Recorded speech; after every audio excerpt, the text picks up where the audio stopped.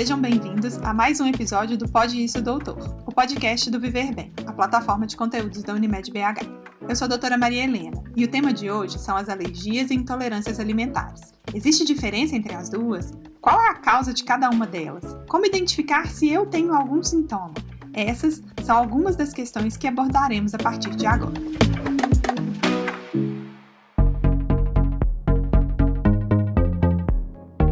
Alergias e intolerâncias alimentares são muito comuns. Entre 2 e 10% da população tem restrição a algum tipo de alimento, e isso acontece tanto em crianças quanto em adultos. Muitos desses alimentos estão presentes no nosso dia a dia. Afinal, quem nunca reparou na embalagem de um produto a mensagem: atenção alérgicos, esse produto pode conter isso ou aquele outro. Pois bem, para falar sobre esse tema, temos a presença da doutora Sandra de Castro e do Dr. Bernardo Couto. A doutora Sandra é alergista cooperada da Unimed BH, graduada em Medicina pela UFMG, com mestrado em Pneumologia Pediátrica, também pela Universidade Federal de Minas Gerais e especialista em alergia e imunologia. Seja bem-vinda, Sandra. Obrigada pelo convite. Do outro lado, temos o Dr. Bernardo Couto Ferreira, que é gastroenterologista e hepatologista cooperado da Unimed BH. Ele é médico dos serviços de gastroenterologia e hepatologia dos hospitais Felício Roxo e da Santa Casa de Belo Horizonte. Seja bem-vindo, Bernardo. Muito obrigado, gente. Obrigado pelo convite também. Fico muito honrado. Então vamos começar? Primeiro, é preciso entender qual é esse problema. Um alimento que não me faz bem, isso é alergia ou isso é intolerância? Por exemplo, é diferente quem tem intolerância à lactose e quem tem alergia à proteína do leite, mas os dois não podem beber leite, mas por motivos diferentes. Então, Bernardo e Sandra, começando, o que é alergia alimentar e qual é a diferença para as intolerâncias? Bem, a alergia alimentar é uma reação do organismo através dos anticorpos a alguns alimentos ou nutrientes que ele considera como agressor.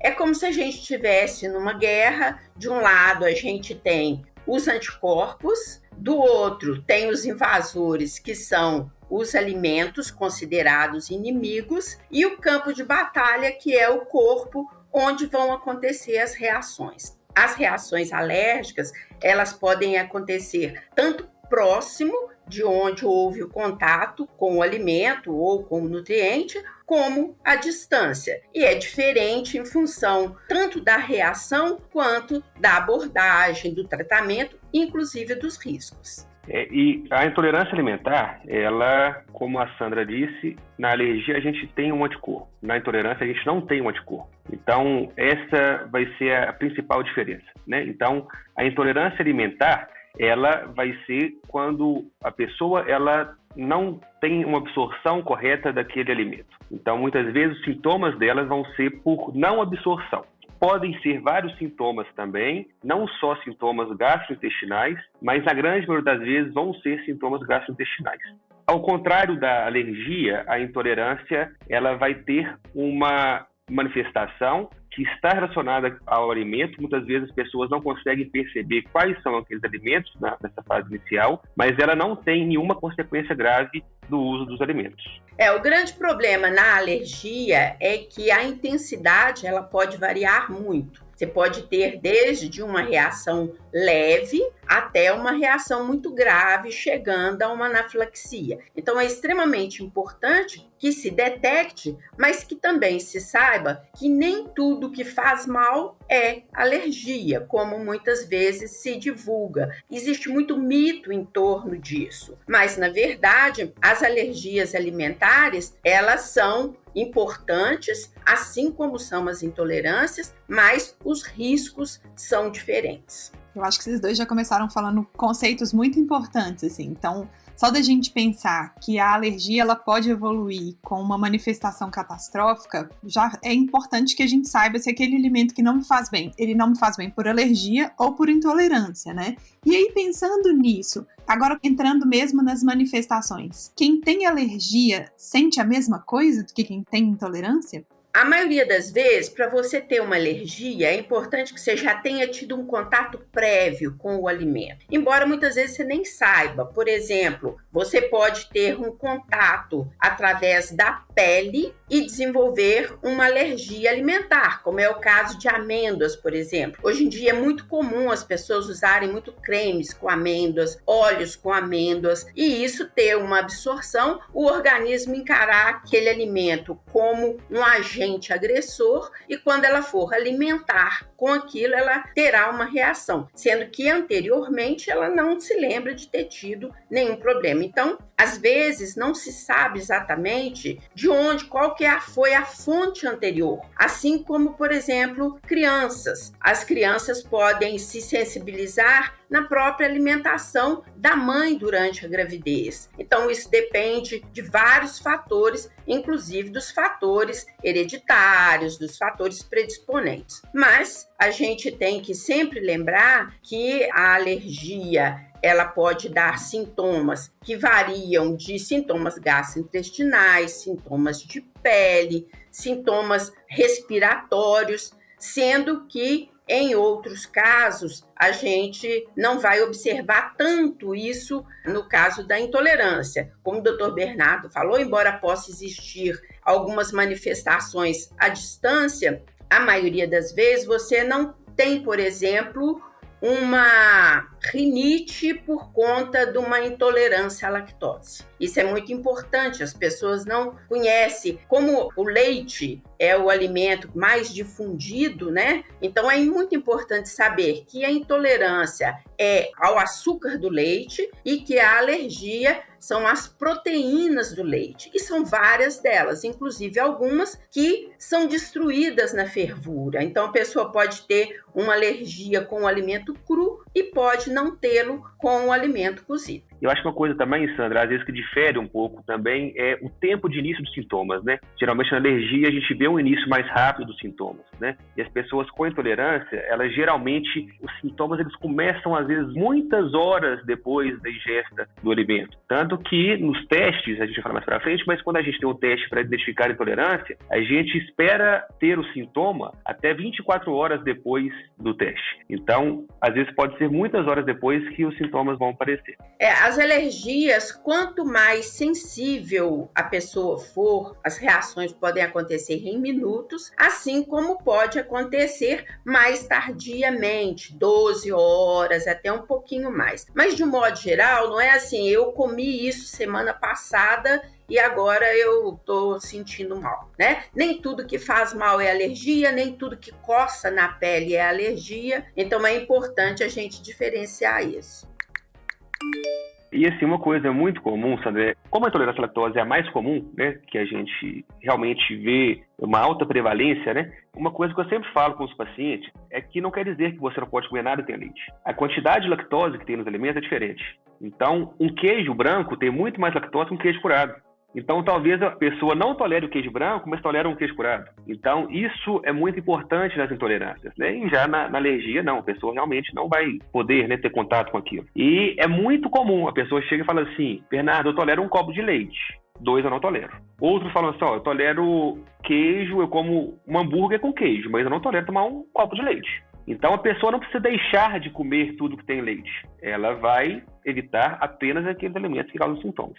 A gente entendeu que tem diferenças entre as alergias, que tem a diferença entre as intolerâncias, mas agora eu acho que o que a gente fica imaginando é por que isso acontece? Será que existe algum gatilho? Será que isso já está pré-determinado a acontecer? Como que é isso, assim? Em termos de alergia, eu estou sempre falando primeiro, né, Bernardo, porque está vindo a alergia antes, mas nas alergias e também nas intolerâncias, existem vários fatores. Existem fatores genéticos, existem fatores socioculturais. Então, o nosso cardápio, né, ele varia no mundo intensamente. Então, um alimento que é muito consumido nos Estados Unidos não é tão consumido aqui. Mas os hábitos vêm mudando muito intensamente. Por exemplo, para se ter ideia, na última década aumentou assim tremendamente a quantidade de crianças alérgicas a amendoim no Brasil, coisa que era muito mais comum nos Estados Unidos por terem o hábito de comer muito pasta de amendoim, e os hábitos vão mudando. Então, tantos fatores ambientais, o fato das pessoas comerem muito fora de casa, não ter a tal comida de verdade, né, que é aquela comida mais saudável, mais natural,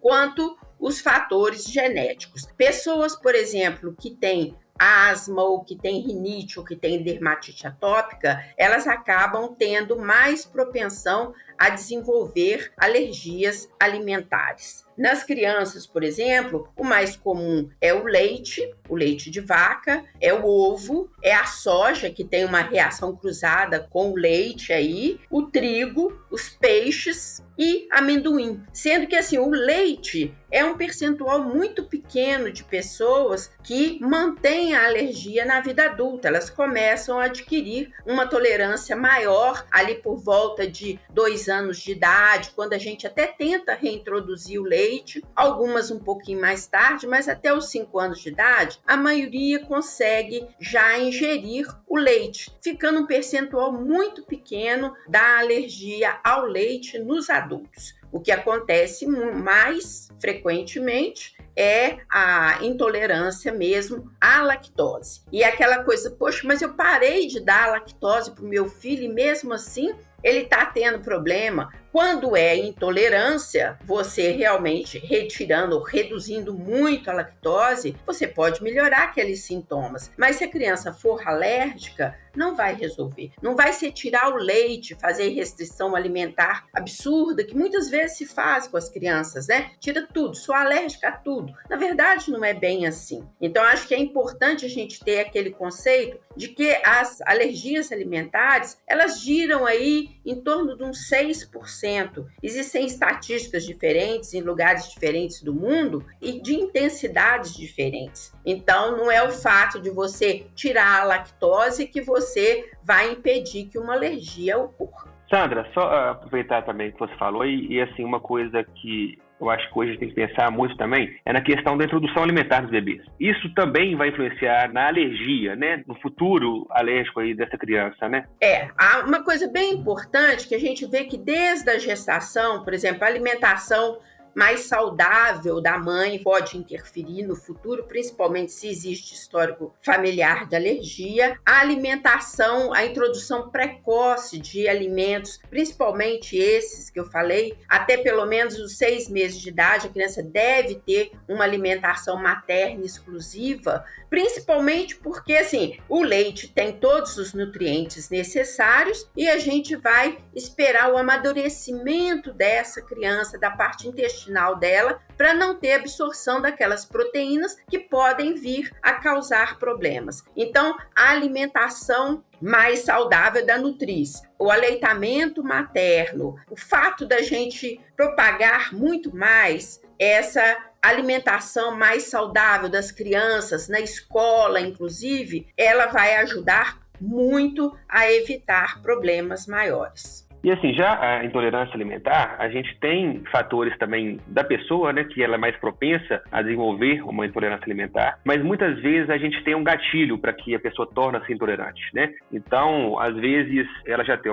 uma predisposição e tem uma gastroenterite e depois ela fica intolerante à lactose. Ou a pessoa também, que é muito comum, a pessoa que tem a doença celíaca, né, então, que é a intolerância ao glúten mediada por anticorpo, ela faz um diagnóstico também de intolerância à lactose. Mas, na verdade, o que acontece é que ela tem uma alteração anatômica ali. Então, onde é produzida a lactase, que é a enzima que vai quebrar a lactose, ela foi destruída as velocidades ali e não vai produzir a lactase. Quando a pessoa para de comer o glúten e recupera as velocidades, ela volta a produzir lactase novamente. Então, é o que a gente fala que é uma intolerância transitória. Assim como, às vezes, tem uma gastroenterite e logo depois não tolera os alimentos derivados do leite, né? Passa mal, tem distensão, diarreia com alimentos derivados do leite. Muitas vezes aquilo vai melhorar melhorar. Quando recuperar as velocidades ali, vai voltar a produzir lactase e vai tolerar novamente esses alimentos. Mas a gente tem outras intolerâncias, né? Que às vezes até mesmo medicamentos vai fazer ter intolerância, tem algumas coisas, alguns componentes ali que pode também fazer com que tenha intolerância, né? Eu acho que é bom a gente focar muito nisso, porque existem proteínas que às vezes, assim como tem a intolerância que pode ser transitória num pós-diarreia, num quadro infeccioso, existem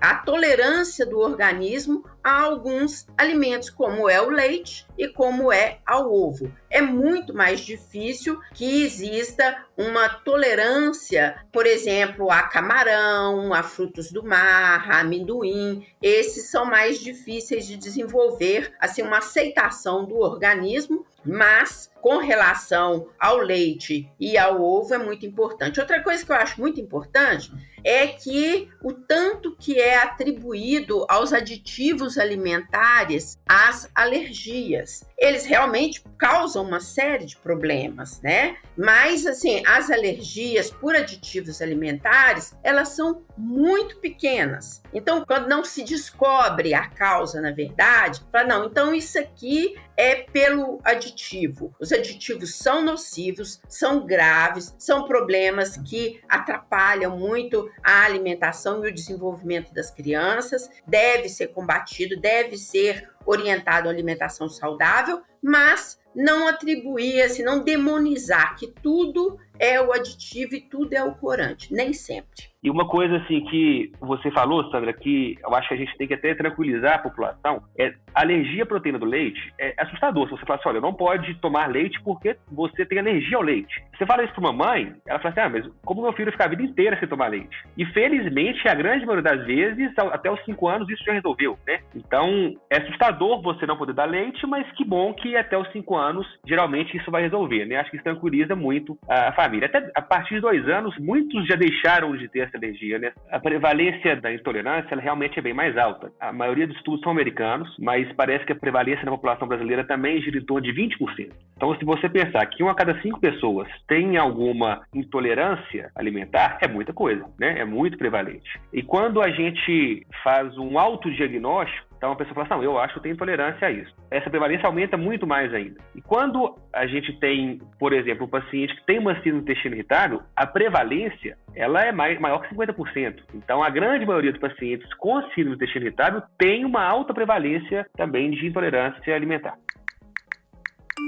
Eu fiquei ouvindo vocês falando e, para mim, no meu imaginário, assim, pré-medicina, eu tinha muita clareza de alergia a frutos do mar, alergia a amendoim, porque eu tenho um relato prévio, assim, de uma pessoa que tinha alergia. Intolerância à lactose. Mas quando a minha filha era pequena, minha filha mais velha era pequena, ela teve uma alergia a um corante alimentar, que depois a gente descobriu que era o corante vermelho. Eu nunca que eu ia imaginar que isso existia, assim. Então eu fico pensando que, pra gente, os casos que são fáceis, eles são muito óbvios e a gente tem sim, hoje em dia, igual vocês dois já falaram, um aumento no número de autodiagnósticos. Mas eu queria só entender, assim, como que a gente pode alertar as pessoas que ainda não pensaram sobre isso? Quais são aqueles sintomas que a gente tem que olhar com mais criticidade, assim? Bem, eu sempre oriento o pessoal, as pessoas, os pacientes, com relação à intensidade e a frequência dos sintomas. Como o Bernardo falou, na intolerância você desenvolve de uma forma um pouco mais lenta.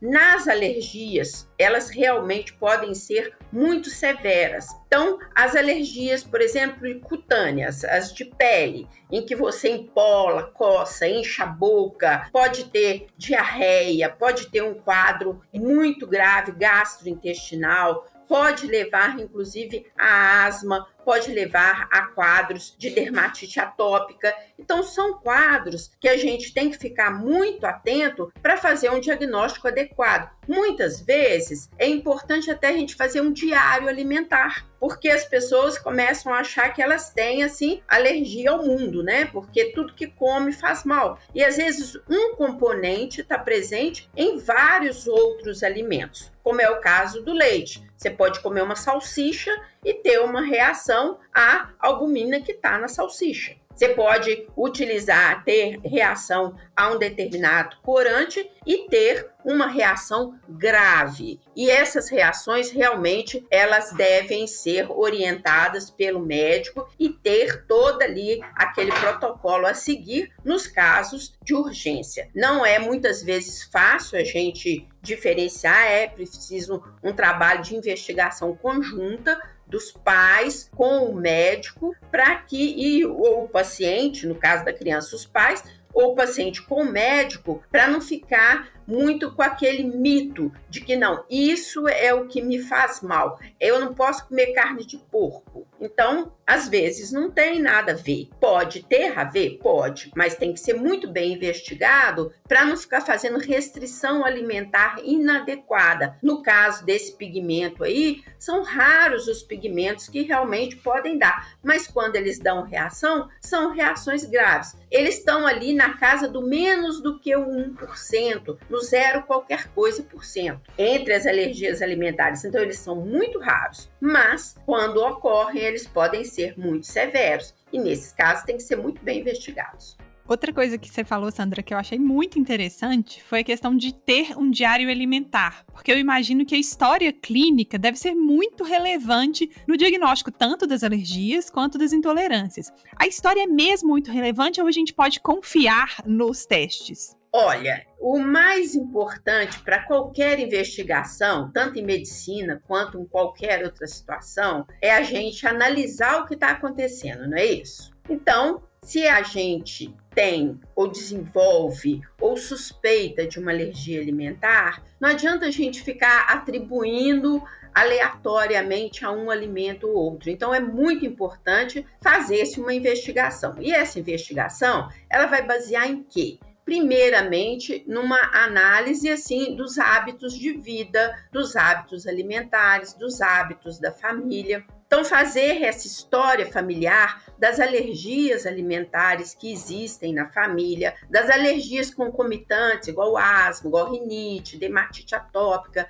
que podem existir, e investigar realmente assim, procurar orientar as pessoas a identificar, mas não aleatoriamente, fazendo um diário. E esse diário pode ser ali uma semana, vamos ver o que foi que entrou na alimentação. Isso principalmente quando os sintomas são recorrentes. Sintomas que aparecem esporadicamente, é mais fácil a gente identificar. Eu comi um camarão nesse fim de semana, ontem. Mas quando a gente está apresentando sintomas recorrentes, é importante identificar a história. A partir disso aí, a gente passa a investigar através de testes, de exames de sangue. Então, existem testes que são feitos na pele, que são os prick testes. Existem as dosagens das imunoglobulinas feitas no sangue. E existem os testes de provocação, quando a gente já finaliza ali, chegando a uma suspeita forte, vamos fazer um teste de provocação para ver se é isso mesmo. Então, claro que esse teste de provocação tem que ser controlado, ele tem que ser ali numa clínica com a pessoa, sob orientação,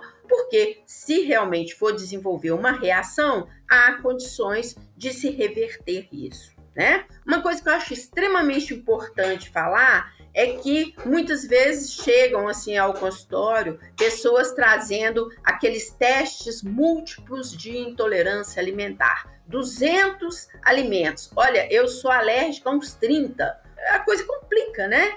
Então, assim, realmente, esses exames não têm base científica, não adianta. Existem profissionais aí de outras áreas, inclusive, que solicitam muito isso. É oneroso e não esclarece nada. Fico muito feliz de ouvir isso, Sandra, porque é muito frequente os pacientes chegarem no consultório com esses exames e falarem assim, eu tenho alergia a 35 alimentos. Como assim? A gente sabe que a gente precisa de uma suspeita clínica para fazer aquele teste. Se você não tem realmente ali uma suspeita de ter uma alergia àquilo, né? Você não tem por que fazer aquele teste, né? Porque ele positivo não quer dizer que você tem alergia. Então, isso é muito frequente. Muitas vezes é comum chegar pacientes solicitando assim, olha, eu estou querendo fazer teste de tudo para ver se eu sou alérgico a alguma coisa. Então, os exames, eles são complementares. Eles não são realmente exames para se fazer aleatoriamente, mesmo porque você pode não ser alérgico hoje e desenvolver isso mais tardiamente. Há pessoas que passam até os 30, 40 anos sem ser alérgica a camarão e um dia ela começa a ficar alérgica. Isso pode acontecer? Pode. Então, o fato de você nunca, mas eu sempre comi, nunca tive problema, isso pode acontecer. Eu fico pensando também no que faz sentido, assim, porque qual que é o intuito de eu testar uma pessoa para diversos alimentos e criar nessa pessoa um estigma de que eu sou alérgica a tudo, assim. Que diferença faz se eu sou alérgica a tâmara se eu nunca tive contato com tâmara na minha vida, assim, e nem vou ter. Eu tenho um outro exemplo, minha família é muito grande, né? E a gente fez uma viagem recente e uma das crianças, ela tinha uma história de alergia. E aí, a gente compra para um monte de gente, tinham 16 pessoas na casa. Eu coloquei um lanche na mesa. E ela ficou doida pra comer. Aí ela chegou perto de mim, ela fez um teste de alergia. Ela chegou perto de mim e falou assim: tia, tem leite castanha, ovo, kiwi ou abacaxi nesse lanche? E aí eu fiquei pensando nisso, assim, tipo, eu sei que eu preciso tomar cuidado. Eu sei que ela pode ter manifestações muito importantes, mas será que eu tô ajudando? Será que eu tô atrapalhando? Sabe assim? Será que o teste ajudou? Eu fico com essa dúvida, sabe? Se a gente banalizar pedir o teste, é realmente o caminho, sabe? E aí eu pergunto pra você agora, Bernardo, nas intolerâncias, seguimos o mesmo raciocínio? Sim. Nas intolerâncias, a gente quase não tem testes para diagnóstico de intolerância. Então, o que a gente tem hoje é o teste de intolerância à lactose, que temos 2 testes. Temos o teste sanguíneo, que é um teste indireto, né? Ele vai correlacionar ali o aumento ou não da glicose com absorção ou não. E temos um teste que é o teste respiratório, que é um teste melhor, mais sensível, mas menos disponível. E a gente sempre vai descartar a doença celíaca, né, que seria a intolerância ao glúten imunomediada. A gente tem marcadores de sangue para isso. Existe um teste de intolerância à frutose, que também não é tão disponível assim. Mas todas as outras intolerâncias, nós não temos exames para dar diagnóstico. Então, a recomendação é sempre teste de provocação oral. Comeu, teve sintomas, tirou, melhorou, é o diagnóstico de intolerância. Então, o diário alimentar, para a gente, é o que vai dar diagnóstico. Então, a pessoa realmente observar o que ela comeu e que deu sintomas, vai ser isso que vai fazer ela melhorar. Mas a demanda é muito alta, Maria Helena. A pessoa chega no consultório e fala assim, não, tudo que eu como faz mal, eu tenho que fazer teste de tudo. E não é isso, né, Sandra? Assim, a gente realmente, seja na intolerância ou na alergia, a gente tem que direcionar. Tem que ser uma anamnese para tentar direcionar a intolerância àquele alimento. Às vezes, as pessoas falam assim, não, mas tudo que eu como faz muito mal. Então, tudo que eu como é barriga incha, tudo que eu como dá diarreia. Então, a gente vai pensar em outro diagnóstico, a não ser intolerância alimentar. Então, vou pensar, será então que tem um supercrescimento bacteriano de intestino delgado? Será que tem um intestino irritável? São outras coisas. Porque as intolerâncias, você não tem intolerância a tudo. E como a Sandra disse, a gente corre risco de ter até alterações de absorção de micronutrientes, né? A gente tem que ter cuidado com isso. Hoje existem dietas que são dietas com benefício para o paciente que tem intestino irritável, que vai melhorar a questão de sintomas, mas são dietas super restritivas, que elas também não são recomendadas a serem feitas por tempo prolongado, porque você deixa de comer muita coisa. Então, com isso, você pode ter déficit nutricional mesmo. Então, a gente tem que ter muito cuidado com isso. A gente tem que tentar, ao máximo, direcionar para aquela intolerância, a pessoa fazer aquela restrição específica.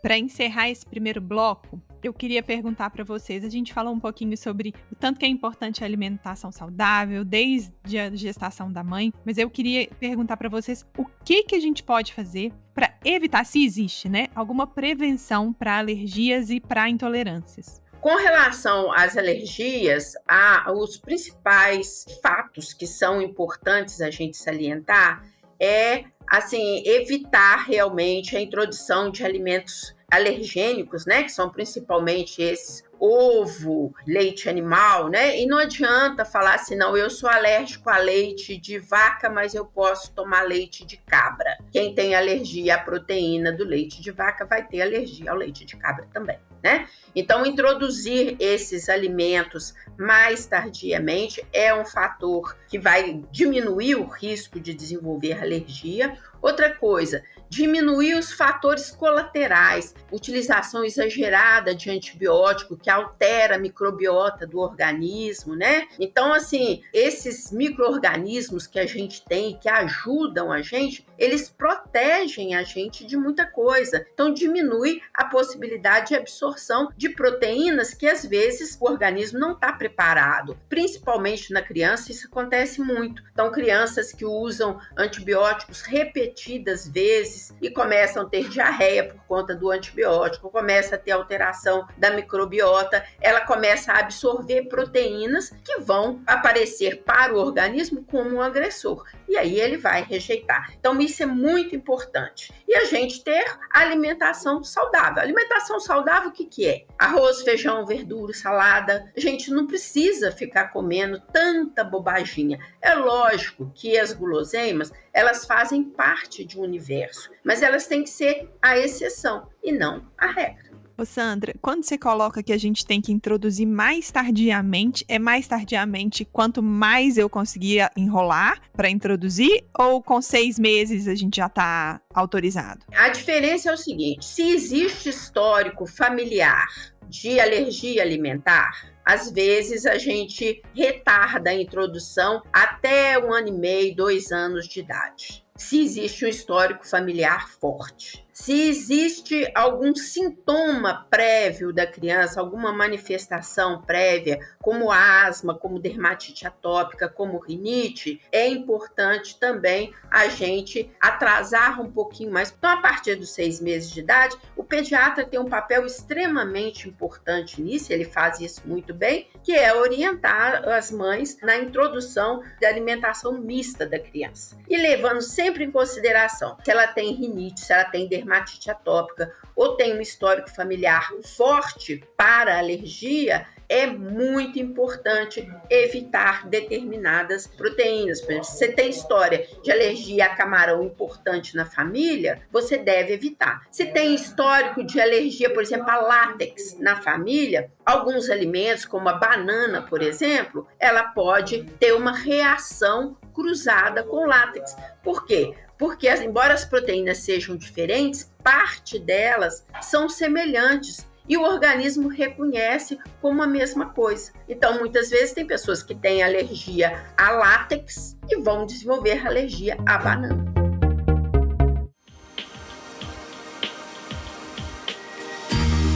Então, nessa primeira parte, a gente falou muito sobre conceitos, a gente falou muito sobre como diagnosticar e eu achei que foi sensacional até agora. Agora, a gente vai entrar numa parte de como conviver com isso, que é uma parte que seria, assim, um pouco mais prática mesmo, sabe? Uma vez que eu já conheço o problema, eu já tenho o diagnóstico, como que eu vou conseguir conviver com isso? Como que eu me organizo para viver da melhor maneira possível, sabendo que a gente está num mundo que nem sempre dá para escolher, que eu não vou ter contato e nem desejo de comer um alimento que eu sou intolerante ou que eu sou alérgico. Quais são as dicas práticas? O que eu sempre falo com os pacientes, aprenda a ler rótulo. Então, isso é muito importante, sabe? Assim, na questão das intolerâncias, vai ser olhar ingredientes dos alimentos e ler rótulo. Como a intolerância à lactose é a mais comum, a gente sempre tem que ficar atento a uma coisa. Esses produtos lact-free, eles não são produtos de leite vegetal. Eles são produtos de leite animal, geralmente, e já tem inserido ali uma quantidade de lactase que a grande maioria das pessoas vão tolerar. Então, eu disse que a quantidade de lactose que tem nos alimentos é diferente. Então, talvez aquela pessoa vá tolerar um leite lact-free, não seja um leite de origem vegetal, mas tem outras que não vão tolerar. Tem pessoas que não toleram nada que tenha lactose. Então, eu tenho pacientes que eles falam assim, Bernardo, se eu comer qualquer coisa, mesmo sem lactose, eu vou passar mal. Então, isso daí, a pessoa vai ter que testar e ver se vai ter sintomas ou não. Ah, Bernardo, eu tolero comer todos os produtos lactose-free. Não tem problema, pode comer os produtos lactose-free. Eles não são produtos realmente sem lactose. Eles já têm a lactase inserida ali neles, tá? Então, isso daí vai ser, de novo, teste de provocação oral. Comeu, tolerou bem? Não tem problema. Teve sintomas? Então vai evitar. E uma coisa muito importante da gente lembrar A lactose, ela está presente muitas vezes nos medicamentos. No revestimento do medicamento tem lactose. E aí os pacientes falam assim, não posso matar o remédio porque tem lactose. A quantidade de lactose que tem em medicamentos é muito baixa. Então, é uma quantidade que quase sempre vai ser tolerada. Porque quando você tem intolerância à lactose, mesmo nesses casos graves, não quer dizer que a pessoa não produz nada de lactase. Ela produz quantidades variáveis, pode ser muito pequena, mas produz. E a quantidade de lactose que tem nos comprimidos, nos medicamentos, é muito baixa. Então, a grande maioria das vezes vai ser tolerado, sim. Eu peguei essa dica aí do medicamento, tá? Porque eu já mandei relatório para convênio para trocar a marca de medicamento porque tinha lactose, tá? Essa aí foi para mim. Eu acho que é importante ver essa diferença, porque na alergia, quem é muito alérgico e tem risco, inclusive, de desenvolver anafilaxia, que é a reação mais grave que tem na alergia, qualquer quantidade é muita quantidade, né? Medida prática, aprender a ler os rótulos das embalagens. Segundo, não confiar 100% nisso e procurar aqueles produtos que são realmente de empresas maiores e que zelam mais pelo nome delas ali. Terceira coisa, evitar a neura, porque a gente fica neurado com tudo, né? Então, assim, não, tem lactose, tem isso, eu sou alérgico, vou dar problema. Não vai dar, como o Bernardo falou, a lactose vai dar uma intolerância, e a intolerância é relativa à quantidade que é ingerida. Então, isso não vai acontecer, né? É muito importante isso. Eu falo para o paciente, não fique neurótico, porque isso atrapalha a questão social da pessoa, atrapalha em vários aspectos, né? Então, a pessoa, ela tem que aceitar, às vezes, aquela alergia e intolerância. Eu brinco que são duas coisas importantes. Aceite e não fique neurótico. Às vezes a pessoa sofre, não, mas eu não posso, porque eu tenho alergia, não posso. Não pode, acabou. Então, assim, próximo passo, né? Vamos comer o que pode, então. Mas se ficar neurótico também, atrapalha muito a questão social. Não vou sair porque eu não posso na festa, porque eu não posso comer nada que tem lactose. Se eu comer outras coisas na festa, não vai ter o que tem lactose, né? Pô, alergia. Então, isso aí, a neura atrapalha muito também. Eu acho que, assim, tudo que a gente tem de limitação, realmente a gente tem que encarar, assim, junto com o médico, de uma forma mais realista, sem ficar também, assim, se lamentando daquilo. E uma coisa que eu acho que vale muito a pena é evitar restrições múltiplas. Agora eu não posso comer nada. Então isso aí atrapalha, como ele diz, tanto do ponto de vista social quanto nutricional, isso atrapalha a vida das pessoas. A intensidade, a frequência disso é muito grande. Eu achava que aquelas informações que vinham no rótulo assim, pode conter traços de alguma coisa, que aquilo não servia para nada, mas agora eu já aprendi que pode, que não pode nem fritar na mesma panela, né? Eu queria perguntar para vocês, do ponto de vista prático, assim, me parece que o intolerante é muito mais tranquilo, porque realmente, assim, ele pode ter ali uma manifestação de ingerir alguma coisa, às vezes uma receita que tinha leite e a gente esqueceu de perguntar, ou às vezes um pouquinho de lactose no entorno do comprimido, isso não vai ser uma coisa que vai ter um impacto. Pro alérgico nem sempre é assim. Então, como que a gente, quando for receber algum alérgico, existe alguma dica, alguma etiqueta da gente não cometer essas gafes, alguma dica prática, assim, vou receber alguém, você acha que a gente tem que ter esse hábito de perguntar? Ou você acha que perguntar vai estimular a neura? O que vocês dois veem disso, do ponto de vista de vida social de quem é alérgico? Olha, do ponto de vista alérgico, que é o mais grave, a pessoa sempre informa, porque ela já é bem orientada pelo médico, né? Então, é mais comum a pessoa informar, olha, nem passo perto de camarão. Se tiver camarão, eu nem entro na cozinha, porque eu já começo a ter problema. No caso das intolerâncias, já é um pouco diferente, né, Bernardo? As intolerâncias, realmente, a pessoa vai ter um mal-estar, dispersão, gases, diarreia, quando come, né? Por isso que é muito importante diferenciar a doença celíaca da intolerância ao glúten não celíaca. Quem tem a doença celíaca, realmente a pessoa ela tem restrições. Então, por exemplo, não pode ser feito na mesma panela produtos com glúten, porque isso gera uma contaminação cruzada que a pessoa pode ter uma recaída da doença ali. Então é muito frequente, às vezes, chega no consultório a pessoa com doença celíaca e fala assim, Bernardo, eu estou fazendo restrição, não como nada que tenha glúten. Aí quando você vai investigar, cozinha na mesma panela, usa ali os mesmos utensílios de casa. E isso gera uma contaminação cruzada. Então, é realmente muito difícil a pessoa com doença celíaca comer fora de casa. Ir em um restaurante e conseguir comer algo que realmente não tenha glúten. Aqui em Belo Horizonte a gente já tem algumas padarias já que são totalmente sem glúten, restaurante de massa que é sem glúten, porque não basta fazer o alimento sem glúten. Ele tem que preparar com material que não foi contaminado com glúten. Então, a única restrição é a doença celíaca. Todo o resto, isso daí a pessoa pode, às vezes, comer um pouquinho, tolerar, e mesmo se for passar mal, é aquela questão ali, enquanto está fazendo digestão, e depois vai melhorar. Não vai ter complicações a longo prazo. O que eu falo é que a doença celíaca é uma doença que às vezes tem um desconforto, né? Mas ela não tem complicações a longo prazo. Então você comer não vai te trazer complicações a longo prazo. É só o desconforto momentâneo. Essa relação aí com o vasilhame é exatamente como aconteceu. Não adianta você comer a batatinha se ela foi preparada perto do camarão. Acontece com a alergia do mesmo jeito, né? Então, resíduos alimentares para pessoas alérgicas. Então, socialmente, acho que foi a sua questão. Você vai receber alguém? É importante a gente sempre perguntar, tem alguma restrição alimentar? Então, acho que isso ajuda. E as crianças na escola, em escola devem ser avisados, devem ser comunicados aos professores, porque as crianças trocam ali guloseimas, merendas, e isso é algo difícil. Numa criança que tem um quadro realmente mais sério de alergia, é importante que as pessoas do entorno estejam cientes.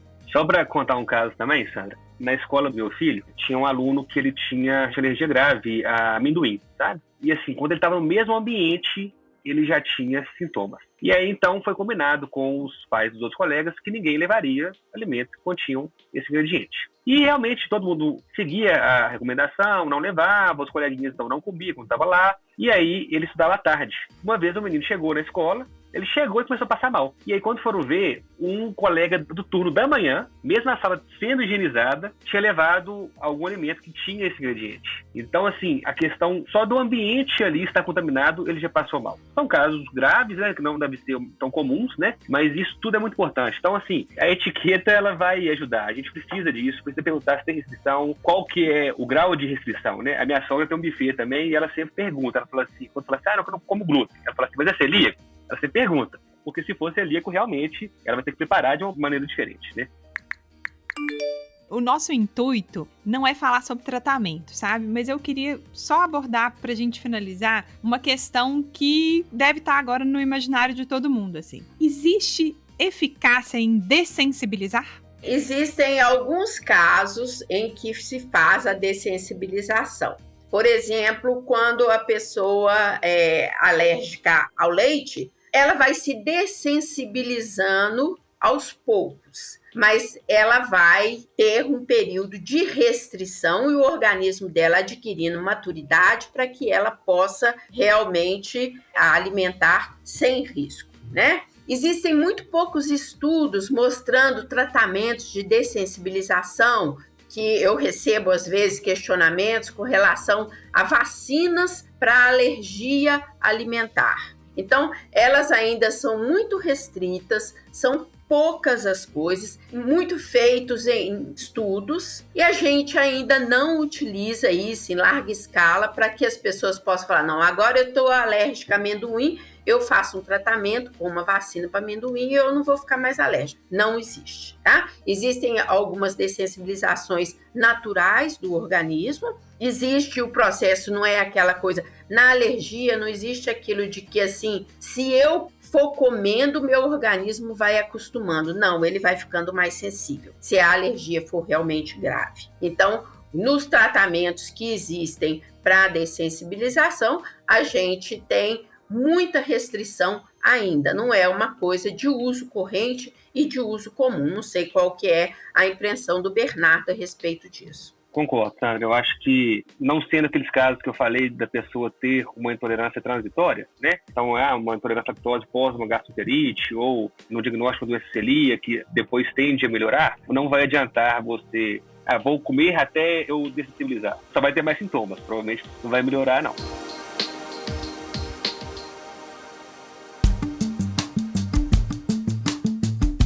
A gente está chegando no final e aqui no Pode Isso, Doutor, a gente tem um costume de finalizar com uma sugestão de uma dica, um filme, um livro. Vocês querem dar alguma dica para quem tiver interesse em aprofundar um pouco nisso, poder ter essa dica a mais? Eu sempre gosto de indicar livros culinários. Eu falo com o paciente assim, olha, você vai ter várias ideias. Então, eu acho que a gente tem que tirar essa parte da neura e aceitar e ver o que você pode comer então. Como eu falei, geralmente essa intolerância à lactose, ela passa, a pessoa volta a produzir lactase, mas independente da intolerância, eu acho que é criatividade. Então, criatividade você vai ter quando você começa a ler livros culinários. Na minha casa tem vários, né? Mas assim, eu acho que isso é você vai lendo e vai vendo, tem ideias, eu posso juntar isso com aquilo, vai ficar gostoso. Então, eu sempre recomendo livros culinários. Hoje, na internet, ela é um campo aberto para tudo, né? Então, quando você começa a pesquisar muito na internet, você começa a ver muita coisa tendenciosa. Eu acho que isso é um risco, sabe? Eu acho que, assim, a melhor coisa a se fazer é pegar as orientações com o próprio médico. Normalmente, o médico passa as orientações por escrito, os caminhos, o que deve ser feito para que evite exageros. Existem grupos na internet que são, assim, de pessoas, inclusive leigos, influencers, que chegam falando assim, meu filho tem APLV, que é alergia ao leite de vaca. E fiz isso, fiz aquilo, não sei o quê, vira uma coisa glamurosa. Eu acho que a gente tem que evitar isso, sabe? Eu acho que a gente não deve ficar caindo. Hoje, acho que o menos é mais, porque é tanta informação que se tem. Vai ler isso, vai ler aquilo, entra no grupo disso. Eu acho que a pessoa vai ficar mais neurótica e mais perdida. E vai alimentar essas pessoas que acabam ganhando patrocínios com esses produtos. Sandra, engraçado você falar isso, que eu sempre falo com os pacientes. Evite o grupo do WhatsApp da doença, porque ali sempre são os piores casos, sempre são os mais graves, sempre é uma coisa assim absurda. Tem um site, eu não vou falar qual é, mas assim, eles falam assim, não, quem tem doença celíaca e quem tem doença ao glúten não pode usar tal shampoo, porque tem glúten no shampoo. A gente sabe que não tem nada a ver, na verdade, o problema é o glúten em contato com o trato gastrointestinal. Então, assim, criam neuróticos, né? Então a gente tem que ter muito cuidado. Acho que o menos é mais mesmo. Acho que é justamente isso. Adorei as dicas e aí eu vou reforçar e falar que quem quer aprofundar e quem quer saber mais sobre o assunto, ir para plataformas confiáveis, por exemplo, a plataforma do Viver Bem da Unimed. E sempre, gente, o nosso intuito é informar com confiança, mas a gente não tem intuito de substituir uma consulta médica. Então, se você escutou o podcast, achou que você pode ter um sintoma, ficou em dúvida se você é intolerante, se tem uma alergia, consulta médica. Ao longo do mês, vai ter ainda as consultas rápidas, que são pílulas curtinhas, para poder rever alguns conteúdos, às vezes reforçar alguma parte de algum conteúdo que a gente falou rapidamente por aqui. E a gente convida vocês para completar o nosso papo nas consultas rápidas. Fiquem ligados. Bernardo e Sandra, muito obrigada pela presença de vocês. Espero que vocês tenham gostado de participar do nosso podcast. Eu adorei ter a presença de vocês aqui. Obrigado. Foi uma oportunidade muito boa. Eu aprendi muito com isso, né? Então, acho que é aquela coisa, toda vez que a gente conversa e troca ideias, a gente sempre aprende mais com aquelas pessoas que realmente são pessoas confiáveis, que têm um saber adequado para que a gente possa aprender. Obrigado, gente. Obrigado, Sandra. Também aprendi muito com você. Eu acho que é muito frequente no meu consultório também essas queixas e foi muito enriquecedor para eu poder explicar para o paciente essa questão da alergia e realmente saber orientar, procurar um profissional adequado também para que esclareça dúvidas específicas da alergia. Muito obrigado, gente. Foi ótimo. E você, ouvinte, não se esqueça de dar uma passada no Viver Bem. Acesse viverbem.unimedbh.com.br para ter acesso a um monte de informações sobre saúde, incluindo dicas sobre alimentação e dieta, todas validadas por especialistas. O link também está na descrição do episódio. Obrigada pela companhia e até a próxima!